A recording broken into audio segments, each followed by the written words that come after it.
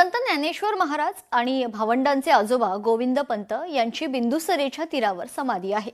गेल्या 300 वर्षांपासून आदिशक्ती मुक्ताईची पालखी बीड शहरातून पंढरीच्या दिशेने वाटचाल करत असताना हा आजोबा नातीच्या भेटीचा सोहळा मोठ्या प्रेमळ अंतकरणाने साजरा केला जातो। साडी चोळी भेट देऊन संस्थांच्या वतीने स्वागतही केलं जातं। त्यामुळे 300 वर्षांची अनोखी आजोबा नातीच्या भेटीची परंपरा अत्यंत प्रेमाने साजरी केली जाते।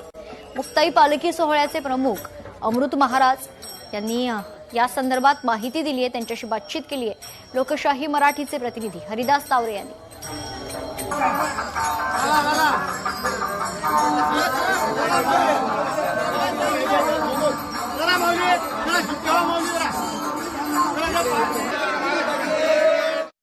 आज बीड शहरातून संत मुक्ताईची पालखी आता पंढरपूरच्या दिशेने निघालेली आहे आणि जे वारकरी आहेत मोठ्या संख्येने या ठिकाणी जमलेले आहेत। अनेक जे वारकरी आहेत मोठ्या मनोभावे विठ्ठलाच्या दर्शनासाठी या ठिकाणी जात असल्याचं या ठिकाणी पाहायला मिळतंय।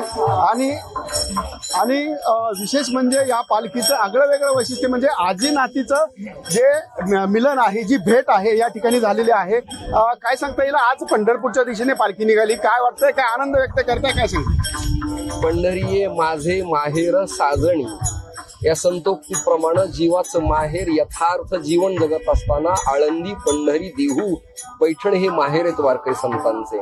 आणि त्यातली त्यात इथे ढोकळ्यांच्या घराण्यापासून ते कुलकर्णी घरापर्यंत आपेगाव ते बीडचं हे ऐतिहासिक नात आहे। गोविंदपंतांची बिंदुसरेच्या तीरावरती समाधी आहे। श्रीमद जनी जनार्दन, दासोपंत, मुकुंदराज, बंकट स्वामी महाराज, नगदनारायण महाराज, भगवान बाबा, वामन भाऊ, बेलेश्वर संस्थान, केशव स्वामी, दंडवत स्वामी अशा अनेक संतांची मानदेय या परंपरेला लाभलेली आहे। त्यामुळे माहेरात लेक आल्यावर जो आनंद असतो तो आनंद आज मुक्ताई एकीकडे बीड जिल्ह्यामध्ये पाऊस नाहीये, काय मागणी करता विठ्ठलाच्या चरणी? मी पांडुरंगाला आणि संत मुक्ताईला प्रार्थना करतो की पर्जन्यमान व्यवस्थित होऊ द्या। वारकरी आणि शेतकरी हा महाराष्ट्राचा प्राण आहे, भारताचा श्वास आहे। पाऊस परवाशी पाहुणा आहे। हरिदास तावरे, लोकशाही मराठी, बीड।